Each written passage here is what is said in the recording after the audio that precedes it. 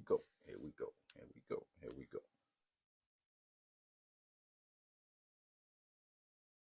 We are live. We are live.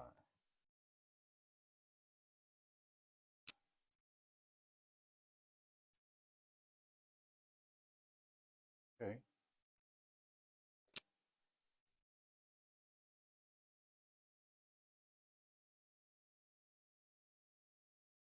All right. Audio good?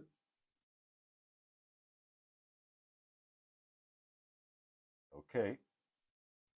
Good evening. Hello. Good evening. Thank you for connecting. Good evening. Good evening. Good evening. Hope we're having an amazing day so far. Hello.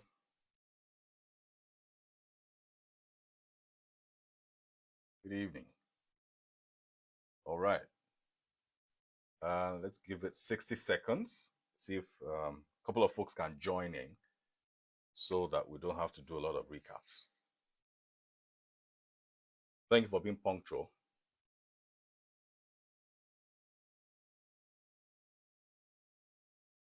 Thank you. Thank you for connecting. Welcome to the queue. Welcome to the queue. Good afternoon. Yeah. Good afternoon from there. Good evening from here. Good afternoon to you. Good afternoon. Thank you for connecting. Hello. Good evening. Good afternoon. Good morning. Anywhere you are in the world. Hello. Hello. Hello. Thank you for connecting. Thank you for being punctual as well. We're giving it like 60 seconds for a couple of folks to connect.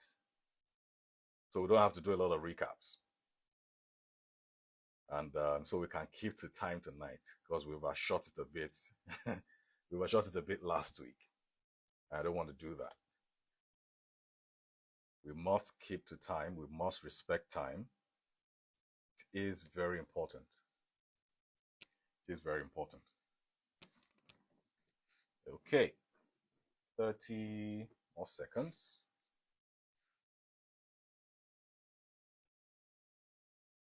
All right. 20 more seconds.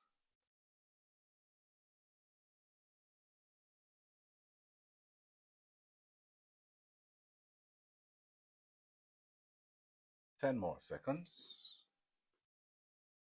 10 seconds more.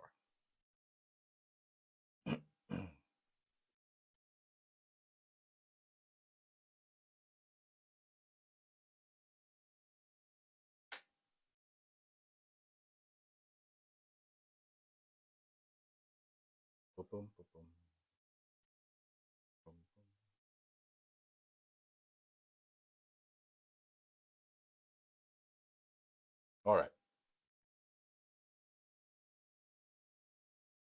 Yeah. Okay.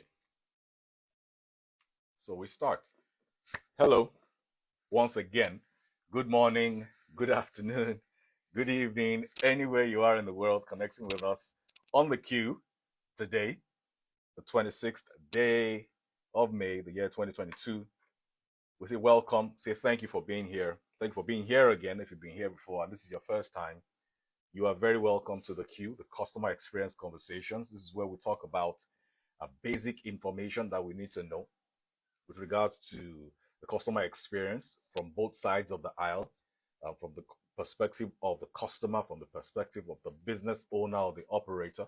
So yes, this is where we have those conversations. And let me say right now that it's also not supposed to be a monologue. You're also allowed to connect as the show goes on. You can request to join to be part of the conversation. You look at the buttons at the bottom of your screen. I'm sure there's a button there that say request to join. So we can have a dialogue in real time. So it can be a lot more interactive and it's not just a monologue where I get to talk at you. It should be a conversation where we're exchanging ideas and words with each other. to make sure that the show is productive and is a lot more interesting. Okay? All right, good. So again, you're welcome to the queue. Today we're talking about competence and its cost. And before we dive right into that, I need to set a bit of background for those who are maybe just connecting with us today, or for even those of us who have connected before. Okay, so the reason why we're talking about competence today and its cost with regards to the customer experience conversations, it comes from a series. I'll call it a series now. Conversations that we've been having in the last couple of weeks, where we've been talking about different pillars, excuse me, different pillars of the customer experience. And we're initially focusing on four main pillars. There are a lot more pillars, a lot more principles that we need to look at when we're talking about the customer experience. So many pillars that we need to look at when we're talking about customer experience. But for now, we're starting with four pillars, okay? And those are personalization, competence, convenience, and being proactive.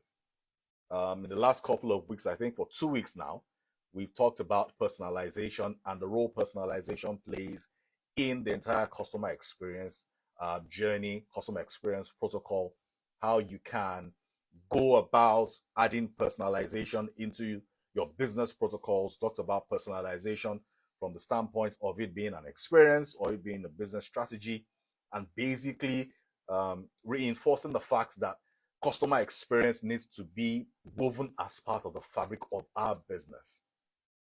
It shouldn't be seen as something that is about or that is dedicated to a particular department or to a group of people or to a particular unit. It's something that needs to be woven very deeply into the fabric of our business. Okay? So yes, we talked about personalization, examples of personalization, how to go about personalization, challenges that a lot of businesses face with it, and how to overcome those challenges. So yes, it was a very, very long couple of weeks talking about personalization that I will be able to do the recap of all that in the time we have today. But like I said, the next pillar after personalization for talking about the pillars of customer experience is competence. I'm sure that for a lot of us hearing this word competence with regards to customer experience, I'm sure a couple of things are going through our heads, a couple of experiences that we've had with different businesses, different business operators, different employees of businesses, even business owners, when we're talking about competence and how it affects the customer experience altogether. That's why today we're talking about competence and its cost, okay, with regards to customer experience. So we need to talk about it. It is very important. Like I said, we've talked about personalization. Today we're talking about competence and its true cost when we're talking about the customer experience. Okay? So yeah, it is very important when we're talking about customer experience that competence is seen to be at play at every level, at every stage, for every range, across your product lines, across the entire value chain. It is important that competence is seen at the very heart of how we deliver the customer experience. Okay, consumers, customers, clients, they've identified competency as the element that plays the biggest role in a good customer experience. I'm sure some of you are surprised, but think back personally into different experiences that you have had, and you'd agree with that particular statement, where a lot of customers have said that competency as an element in the entire customer experience protocol plays the biggest role in having a good customer experience. Okay, and the reason why that is, we'll be seeing it as we go along in the show today. Now, to be competent as a customer support professional, you must have a strong knowledge of the company and its products, as well as the power to fix the customer's problems.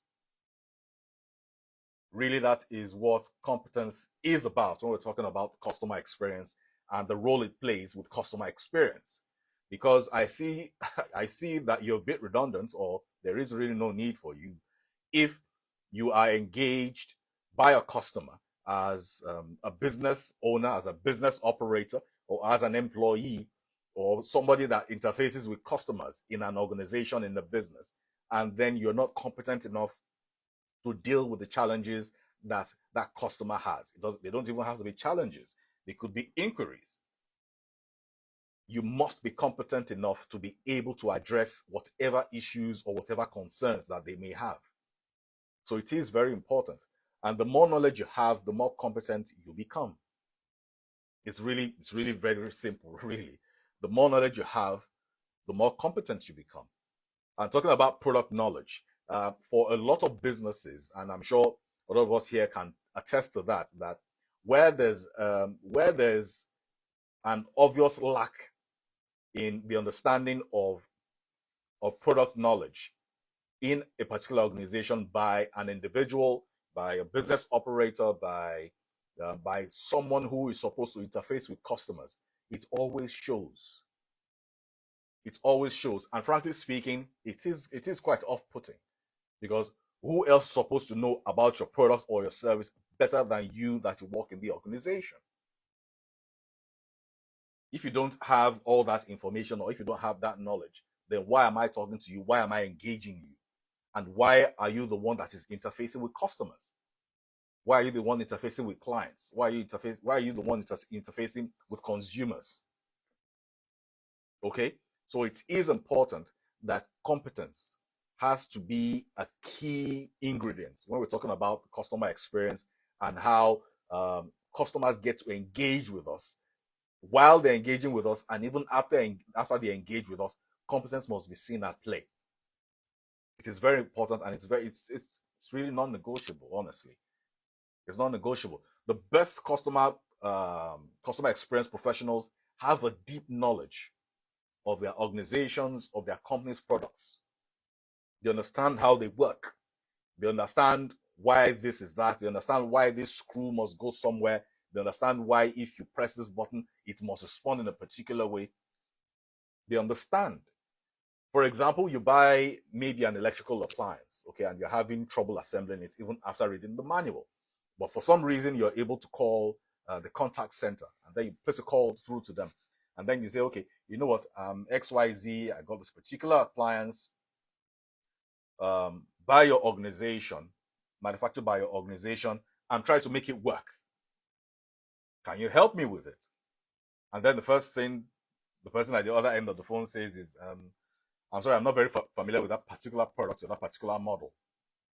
Okay, that could happen. But it is going to be a problem if you can't refer me to another operator that is very familiar with that particular product and the particular model.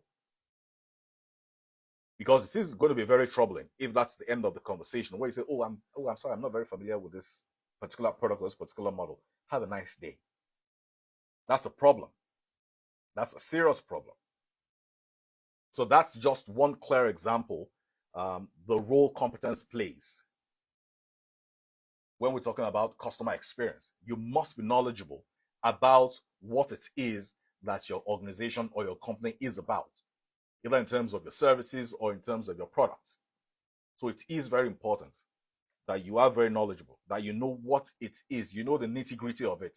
And in the rare cases that you don't, maybe there's a particular inquiry that you aren't able to attend to or to address, which, to be honest, it really happens, because sometimes there are updates, there are upgrades that some folks may not be too familiar with. Some may not be aware due to some organizational issues, challenges within the organization, maybe red tapes, bottlenecks. It's very possible, because like we've said in weeks past, that no system is perfect, okay? As much as possible, we do try to ensure that our systems are foolproof, but in the end, sometimes they fall short, okay? So in the case where you aren't very familiar, or the business operator isn't very familiar with that particular line of inquiry, the responsible thing to do is to see that you are able to refer the client to, or the customer to, another operator that has the answers. And it mustn't be something that will take forever to do, where you get to say, okay, for example, maybe you place the call through to the call center, and then they say, okay, oh, please hold the line, and then I have to be on hold for like 10 minutes. I'm sorry, I'm going to end that call because I have other things to do with my day. It shouldn't take too long if you're transferring a call or if it's going to be in person. For example, if it's an in-store purchase and then the customer is trying to get some information or to get some clarity on your product or on your service, if you need to engage another operator within the organization to help address that customer's concerns, it should be done speedily. And one way to get that done is when you're communicating to the operator that you're trying to have address the customer's inquiry, it should be that you're communicating it with a sense of urgency as well. Because sometimes the way some folks communicate, they just communicate that, okay, I think there's a customer that requires your attention, and there is a sense of urgency to it. And the person you're trying to have engage the customer is likely doing something else at the time, or maybe they're not so engaged, but they don't get to understand that, okay, there's a clear urgency to having that particular customer or client to have their inquiries addressed in real time. And for someone that has other things to do with their day, I'm sorry, if they do not get a swift response from you, they move on from you, they move on from your organization, they move on from your products, they move on from your service. And some or most times you don't get to see them again because it just shows that you have no respect for their time, and by extension, you have no respect for them. Because really, that's how it is. That's how it is. So we must do better when it comes to having a clear knowledge of what it is that our organizations are about, either in terms of our products or in terms of our services. We must be competent. We must be competent. And I mean, talking about competence, this is something that affects every area of our lives anyway, not just about the business, whether you're a business operator or you're an employee or whatever role you play in an organization. Competence is really important. It's really important. It's really non-negotiable. Okay. All right. So as we go on, let me welcome other folks that have connected with us during the course of the program. You're welcome to the Q, the customer experience conversations. Tonight we're talking about competence and its cost. In the last couple of weeks, we've been talking about personalization, and we're addressing these different pillars of having sound customer experience protocols. We're talking about personalization, competence, convenience, and being proactive. We've addressed personalization for 2 weeks in the past, and today we're talking about competence, trying to understand the role competence plays when we're talking about the customer experience. So welcome to the queue. Welcome today, tonight, this afternoon, this morning, anywhere you are in the world, anywhere you're connecting from, you are welcome to the queue today. And like I said earlier, it's not supposed to be a monologue. As much as possible, if you want to engage in the conversation, look at the buttons at the bottom of your screen and see how you can request to join so we can have a conversation as the program goes along. Okay, so it's not supposed to be a monologue. It's supposed to be a dialogue. So as much as possible, let's have a dialogue. Let's have a conversation.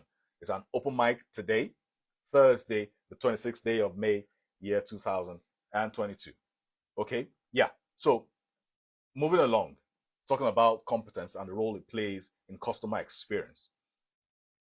Without knowing your product from front to back, okay, there's no way you can help customers when they run into problems. There's no way you can help customers when they have questions, when they have challenges, even if it's just simple inquiries. There is no way you can help them. So ask yourself this question. If you cannot help your customers when they have inquiries, when they have challenges, or when they have issues with engaging with your business or your products or your service, why are you the one engaging them? I ask that question again. Why are you the one engaging them? Or why are you bothering to engage them in the first place? Why? Because in the end, it makes that particular individual, that particular business operator, makes them look redundant. Like their presence isn't needed. Why are they there? Do they have to be there? Okay. So now let's move on to the challenges of competence. Last week we talked about challenges a lot of organizations have with regards to personalization. And I believe that We need to outline these points so that we can see things from both sides of the aisle, like I like to say. See things from the side of the customer, see things from the side of the business operator. Okay? It's supposed to be an objective platform where everyone's side has to be seen. Notwithstanding, there are few exceptions to different rules, but we must be able to get all the points in there and let everyone know how things are from both sides, what the expectations are. Because in the end, what the main linchpin of any good customer experience is when expectations are met. Clear and simple. When expectations are met, a customer tells you that they have a good customer experience. When the expectations aren't met, they tell you otherwise. You get negative feedback. So it is important that expectations are understood from both sides of the aisle. That's what the Q is about. It's not about bashing an organization, or it's not about bashing customers or complaining. It's about providing the information we need, as well as being able to say that these are the solutions. Outline the challenges, outline the solutions, understand how things are run on both sides of the aisle, understand what the expectations are. If it is your position on the side of the aisle to meet expectations, meet those expectations. Identify what those expectations are and meet those expectations. That is your responsibility. That is what you are being paid to do in terms of receiving value.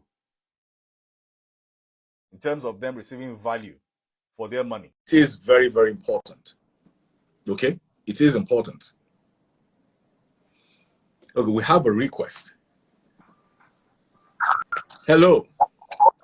Hello, you are welcome. Thank you very much. Thank you for being part of the queue tonight. Or today, this morning, this afternoon. I think you just connected, so I'll do a quick overview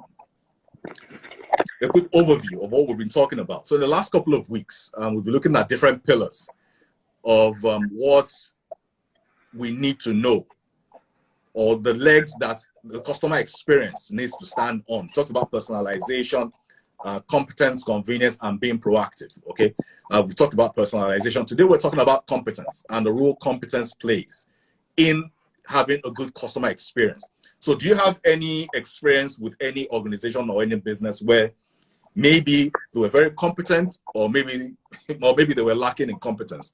Can you share that with us? Do you have any experience of such? I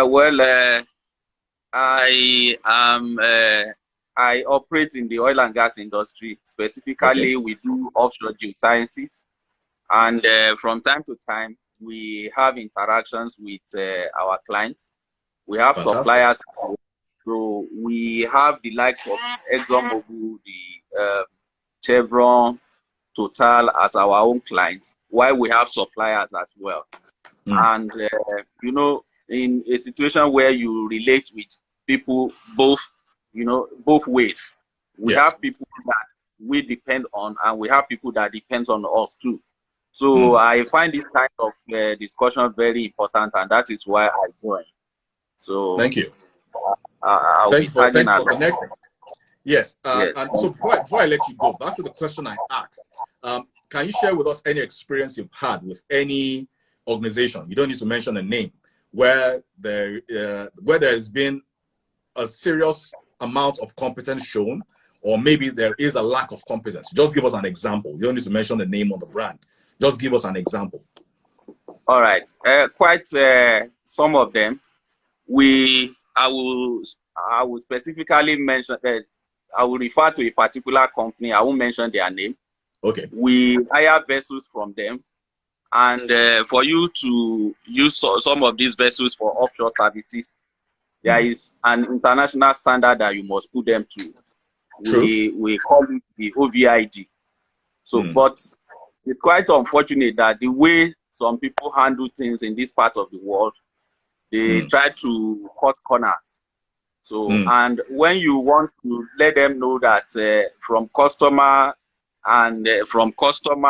relationship point of view, they tend to say, no, we've done it with these people, we've done it. So there is this general belief that if they do something and they get away with some of their customers, they can always do it and get away with everybody. So this is just one of the examples that I have. Yes, thank you so very much. Thank you very much for that example. It's a very very good one, and you made a very salient point that I'm also going to address down the line, and especially one of the points that the Q is supposed to address, where, like you just said, they do things in a substandard manner, and then That's they tell correct. you, when you complain, they tell you that, oh, we engage the same way with different customers. Yes, So that's sometimes, right. yes, so sometimes the challenge isn't always just with the organization or with the brand. It's also with other customers that allow them to get away with such behavior. That's So right. that's something that we also need to understand, that in terms of seeing things from the side of the customer, we need to be able to hold businesses accountable. It is very That's important right. across board, because in some cases where you get to be the one who gives them the negative feedback, then you hear, oh, is that Mr. Tunde? Oh, he likes to complain too much. Oh, that organization, oh, they like to complain too much. But the question is this: you're paying for a service, you're paying for a product. There must be value given. And in a very sensitive industry like yours, where there are safety protocols, because they are mostly safety protocols. That's right. They're not just there for regulatory purposes, okay? They are safety protocols. When there's a breakdown in one thing, it leads to other things, and it could cost human life, more importantly, cost money, cost you time, cost you productivity. Okay? So that's part of the things that we're trying to address. Also trying to see how we can speak to people's mentalities, that across board, it is important that customers are also able to hold businesses to account. It is very important.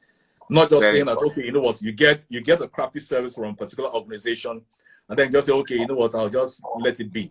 And then the next customer comes, and then they say, and that organization will keep doing it because you as a customer, you've also set the bar low for them. That's right. So that is a very, very important point that you have made. And thank you so very much for making that point and giving that particular example. Thank you so very much. Hope you enjoy the rest of the program. All right, sure, I will. Thank you. Thank you. Thank you. Yes. All right, thanks.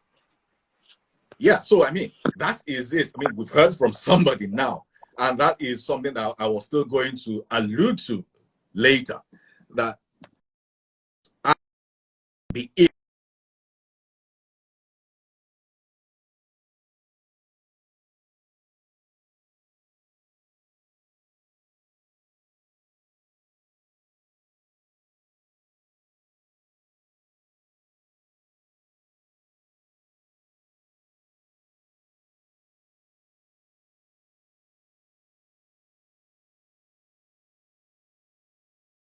can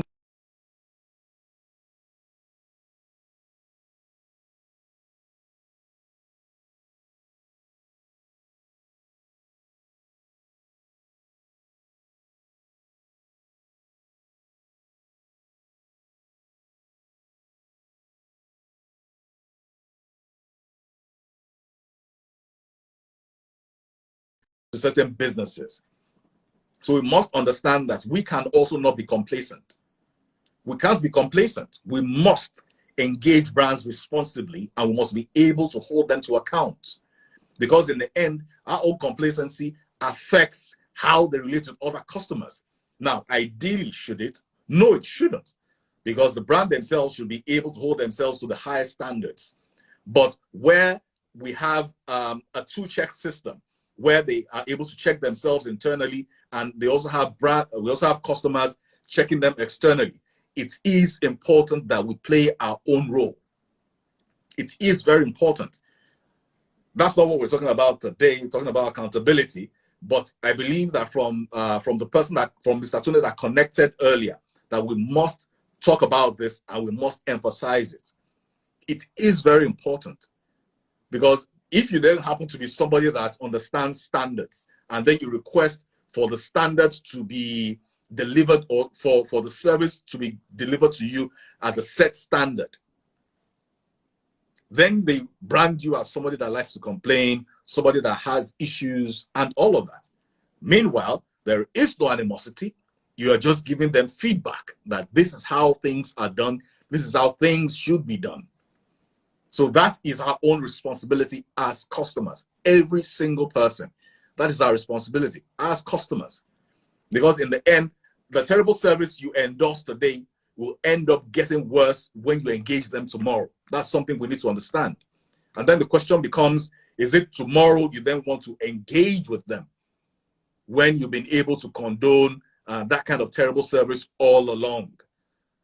Because if you give them that feedback today and they're able to address it, who knows?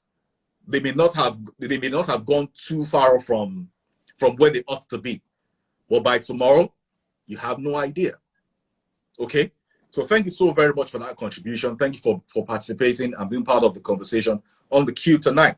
So yes, back to our conversation tonight, where we're talking about competence and its cost with regards to customer experience, how it affects customer experience, and where we're taking this particular point of competence from the 4 pillars that we're initially looking at, 4 principles of customer experience: personalization, competence, convenience, and being proactive. We talked about personalization for 2 weeks in the past. Today, we're talking about competence and the role it plays, the true cost of competence with regards to customer experience. Okay, so before we have the last caller, we're about to talk about the challenges of competence, the challenges people face with being competent in an organization with regards to delivering sound customer experience. Okay, number 1 is recruitment and onboarding. Today, we have organizations that hire folks to work for them. At the recruitment stage, everything has gone wrong. That's the truth. From the recruitment stage for a lot of businesses. Now, either it's having the customer experience at the heart of your purpose for recruiting, or maybe just for operational reasons, which, as far as I'm concerned, the customer experience should be at the heart of your operational processes. But in the case where maybe you want to separate it, for whatever purpose that you are recruiting for, with regards to customer experience, there is a lot of challenges that organizations face from the point of recruitment. Whatever breakdown you see in your processes or in how your employees or team members engage with their customers after, for a lot of organizations, that breakdown started from the recruitment process. And primarily because we don't have the customer experience to be at the very heart of what we are doing. Because where you have that, you will be very deliberate about the kind of people you hire as team members, as employees, as people who work with your organization. Either they are supposed to be the folks that interface with your customers on a daily basis or not. Because that is the mentality that a lot of organizations have and a lot of business operators. You believe that, okay, because somebody will be working back end, that also means that you can hire anybody you like, and even though they'll be bad for your customer experience. Without understanding that a certain day will come that they will engage with your customers, either on site or off site. And as ambassadors or as representatives of your organization or of your brand, however they interface with that customer or that potential customer, it will inevitably reflect on how your brand is perceived. It is inevitable. It is inevitable. So, for example, I meet with somebody that works with your organization, maybe off-site, maybe at your car park, and then I ask the person a question, maybe as to how to have directions when I get into your office building or something of the sort. And then the person responds very rudely or responds in a manner that isn't quite pleasing.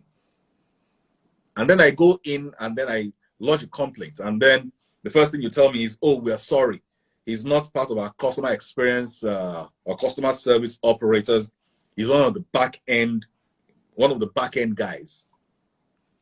For me, that's not my concern, because that's really not good enough. It's not my concern, because either way you see it, that particular person is a representative of your organization, and as an individual, that person has become a touch point for me as a customer or as a client. And I mean, you'll be very lucky if I even bother to go in to even lodge a complaint in the first place. That's if I don't turn back from the car park to go somewhere else. Okay? So until we understand that fact and until we run with that mentality that every single person in an organization is supposed to be responsible for the customer experience, we'll keep having these challenges from the level of recruitment. We'll keep having them. And it also stems from the fact that we do not have the customer experience thing, the customer experience protocol woven into the fabric of our organization. Because when we have that, then we understand that from the highest officer or representative of the organization to the lowest, they are supposed to be good ambassadors of the organization when we're talking about customer experience. So it isn't just about just recruiting somebody and then you say, okay, you know what, they'll be working back end, no customer will even see them, customers won't even know they exist. That's not how it works. That's not how it works at all. Okay?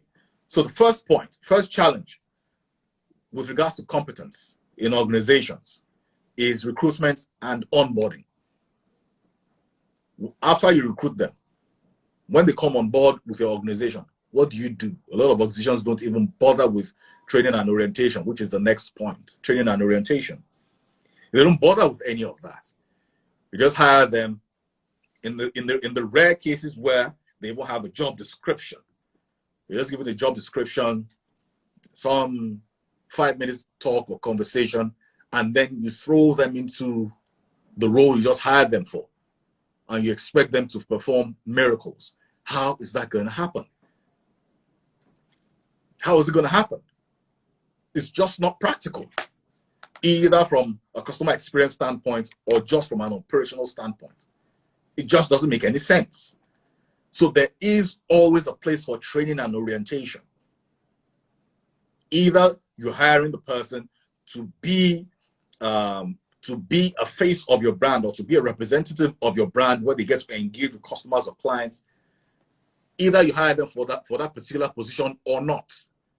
It is important that they undergo training and orientation programs, not just to understand how your business works or how your organization works, but it is important that they also understand that any given time they can get to interface with your customers.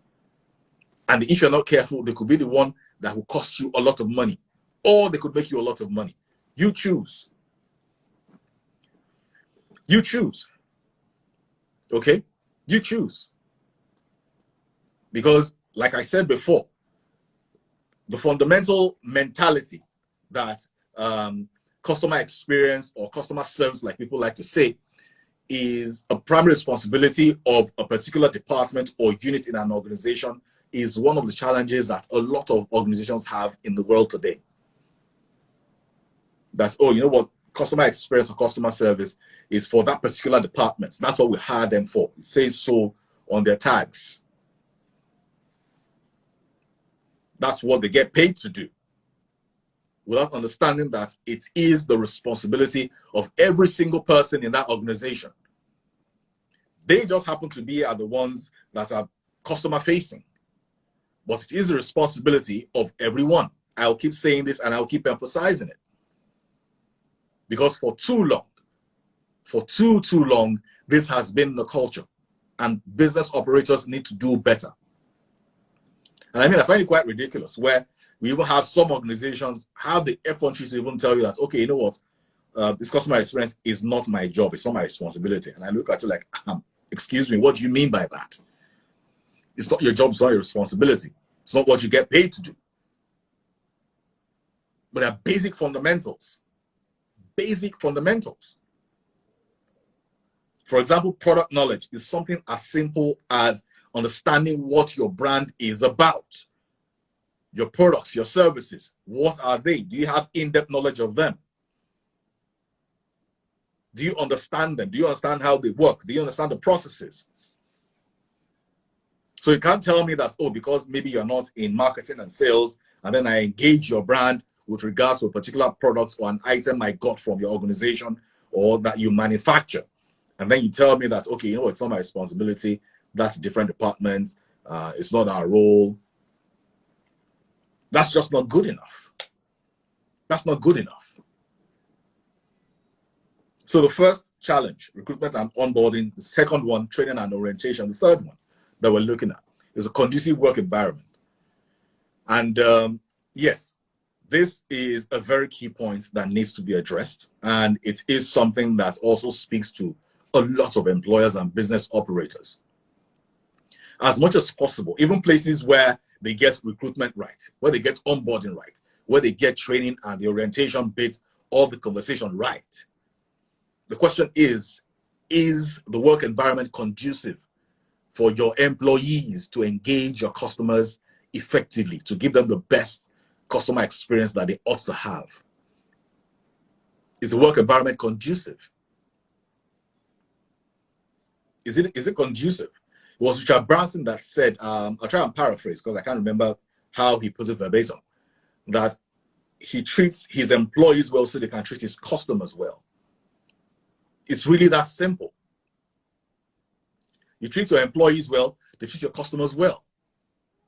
Your employees are in a conducive work environment. When your customers come to engage with them, they engage with them from the depth of what they have, from the depth of what they're experiencing. It's really just that simple. It's really just that simple, because in the end, you cannot give what you do not have. So you have a work environment where your employees or your team members are constantly being frustrated. I mean, people are just frustrated. They don't like working there. They don't enjoy it. And then you expect that your customer walks in and then they're all smiles and say, oh, you're welcome. They can only put that up for so long, because in the end, every human being has a breaking point. Should that affect how they engage with customers as professionals? No, it shouldn't. Because I need to say that as well. It shouldn't. That's not a license to treat customers badly. Excuse me. That's not a license to treat customers poorly. But that being said, we also need to understand that as human beings, there are ways we get to react to things. Certain times, a lot of people unravel.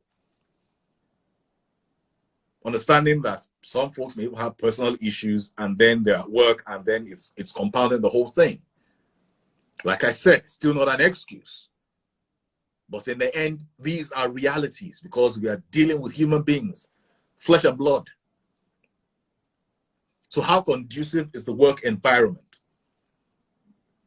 In the last couple of weeks, we've been talking about feedback with regards to the customer experience. Are you even getting feedback from folks that work within your organization? Are you getting feedback from them? Is the work environment, is it conducive for them? What is it like? Because I find it very, very interesting where organizations that don't have a culture of receiving feedback from internal feedback then claim to want to focus on external feedback. Like I said, you can't give what you don't have because it isn't part of your culture. I mean, you have people that you work together, they're your colleagues at various levels, either vertically or horizontally. You don't get feedback from them, but I'm the third party, I'm the external person, you haven't seen me before. Your first time engaging with me, and then you're trying to make me understand that, oh, you value my feedback. I'm sorry, I don't think so. It should be a culture. So how conducive is the work environment? Is it conducive enough for everyone, not just the customer-facing operatives or the customer-facing operators? Is it conducive? Okay.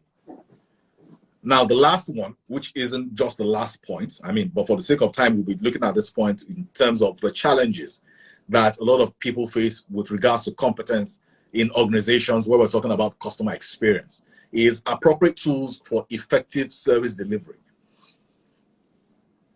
In some cases, some business operators just lack the tools they need to be able to engage customers effectively. Sometimes they just do, not because they lack training or because the work environment isn't conducive, but sometimes they just lack the requisite tools that they need. What are you doing to ensure that they have those tools? What are you doing to ensure that you have those tools for your business? Because frankly speaking, like I said, I think that was 2 weeks ago, like we said on here, the question was, do customers owe you understanding? No, they don't owe you understanding. You're having a particular challenge, maybe you don't have particular equipment and all of that. I expect the customers to just still stick with you because they should understand. No, customers don't owe you understanding. So their responsibility, they're not paying you to understand you. They're not paying you to be your therapists. That's not their responsibility. They're paying you to get value for their money. And it is value they must get. Because in the end, that is the expectation for why they gave you money. Either they paid you already or they're about to pay you after you deliver the service or you deliver the product. That's inconsequential. But customers do not owe you understanding. It's as simple as that. They do not. So whatever tools you need to be able to give customers the expected customer experience that they deserve based on their own expectations, you must get them. Let's leave the excuses behind. Get them. You're in business. Get serious about it. Get the tools and get it done. Get the job done. It's very simple. Let's leave the excuses. Okay? So as it goes home, we'll talk about the advantages of competence. Okay, as we wind down. Now, the advantages of competence, we'll be addressing very few of them. Very, very few. Number one, the overall job is done well. Doesn't that make clear sense? Isn't that good enough? The overall job gets done, customer experience or not. When you have folks who are competent, who do what they're supposed to do, when they're supposed to do it, with little to no supervision, even with the supervision, the overall job gets done. And when the overall job gets done, everyone is happy. That's what they're paid to do. And even if it's you, that it's just you in your business and you're the business operator, where you are competent in what you're supposed to do, the overall job gets done. And even you have to admit to yourself that there's a sense of fulfillment that comes with it when the overall job gets done. Because in the end, what's the point of having line items or having tasks done halfway? There's no reason for it. It makes no sense. So get competent, get the knowledge you need, get the training you need, get the orientation you need, so the overall job gets done. And it gets done every single time. Not getting it done on Monday and then slacking off the rest of the week. Or getting it done on Friday because you've been slacking off since Monday. Know what you need to know so you can do what you need to do. That's what competence is about. I'll say it again. Know what you need to know so you can do what you need to do. That is what competence is about. Okay? So the next point, the next advantage of competence is there's always an opening to upsell or cross-sell to a customer. There's always going to be an opening, and there's no way you can upsell or cross-sell to a customer if you don't have in-depth knowledge of your product or your services. There is absolutely no way you're going to do that. There's no way you're going to do that. Oh yes, spend the money you need to hire the right staff. That's very important. That's very important. That still goes back to the point of recruitment. Because to recruit the right people, you need to be able to pay them fairly. It's really just that simple. It's really just that simple. So yes, it is important that you know what you need to know so you can upsell and cross-sell to a customer. So imagine somebody walks into your store, walks into your organization, and they ask for a particular item. And then they're asking for maybe the mid-range item. But because you know that you have other items or you have other products in your organizations that of course cost more and will do more or will perform better, you're able to engage the customer and you engage them very well. And I say, okay, could you please tell me, for example, maybe it's a piece of machinery. Okay, what do you want to use this for in particular? For example, if it's a multi-purpose machine, not something that's clear cut as a lawnmower, because I mean, you can't be asking what I want to use a lawnmower for. I mean, that's really just reductive. Okay.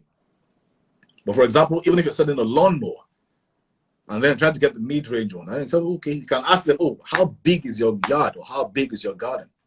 Or you can tell them, okay, this one has a particular horsepower, maybe 1,200, or maybe 200 horsepower, 300 horsepower. How about you go for the one of 700 horsepower? Lasts longer, does the job faster.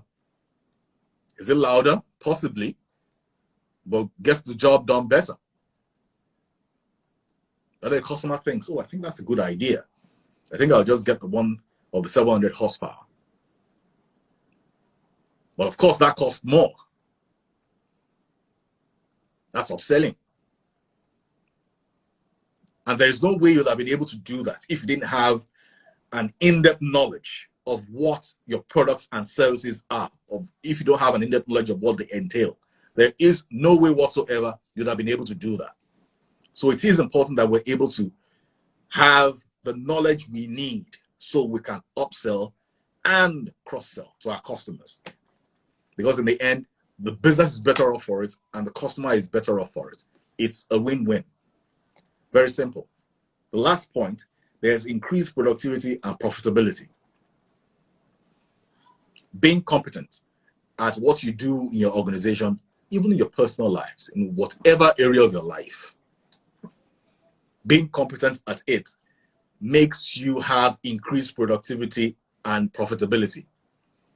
And in the end, isn't that what we're in business for? To be profitable. And in most cases, if not all cases, it is quite challenging to be profitable when you're not productive.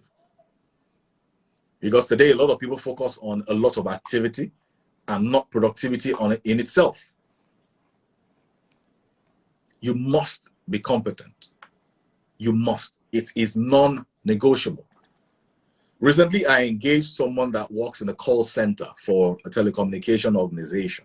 And so they were still in training. And there was sort of an exercise that was done. And there was a real-time caller that called into the call center. And then because the operator didn't have the answer to the customer's question or inquiry, I promise you, what I'm about to say, true life story, I heard it last week, true life story. The operator literally told the customer to Google it. I promise you this, yes, it sounds ridiculous, but it is a true life story. The call center operator, because she couldn't answer the question, she couldn't address the inquiry of the customer, she literally told the customer to Google it. So the question is this: if I knew to use Google to get the information I needed, why did I bother to call you in the first place? Why are you being paid in the first place? Yes, wow. Wow. I promise you, true life story. I'm not making this up. I heard it last week. Told the customer to Google it. I mean, how ridiculous can you be? You could have said, okay, I'm sorry, please could you hold the line? Let me transfer you to another operator. Or I'm sorry, we don't offer this particular service. Or can you call this particular number to get this particular inquiry sorted out?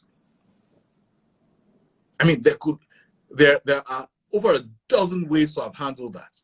And then the next thing you could tell the customer that called in was to Google it. So yeah, I think I'll be closing today's program on that light note, that you should Google it. Okay. So for next week, don't worry, you don't need to Google the topic. You don't need to Google it. Okay. You don't need to Google it. So yeah. winding down. On a final note, as always, remember, no matter which side of the aisle you are, stay agile. As a customer, keep your expectations reasonable. Get value for your money. It's very important. As a business, strive to meet those expectations and give them that value that they paid for. Okay, together, I believe we can improve what the customer experience should truly be. It is very important.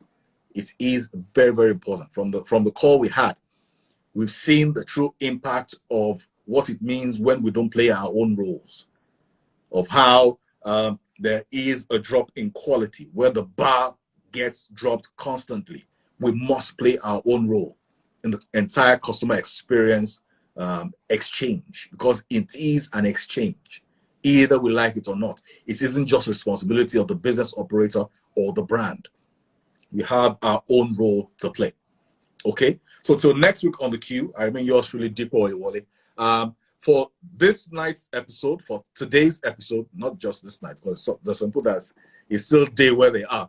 It's still morning, it's still afternoon. So today's episode and previous episodes, okay, you can get to catch up on previous episodes on our YouTube channel, the Q Podcast, the Q, the CUE. Thank you so very much for your feedback. The CUE Podcast, the Q Podcast, on our YouTube channel to get to watch our previous episodes, including today's episode, and also on our podcast channels on Podbean and Apple Podcast, the Q Podcast. So to catch up on the Q previous episodes, I'll take that again, on our YouTube channel, the Q Podcast, the CUE Podcast, on our YouTube channel, and on our podcast as well, Podbean and Apple Podcast, the Q Podcast as well. Till next time, I'll say enjoy the rest of your day, enjoy the rest of your evening, enjoy the rest of the week. And from the Q, the Customer Experience Conversations, I remain yours truly, Dipo Ewole. And I say bye-bye. Thank you for connecting. Enjoy the rest of your day. Cheers.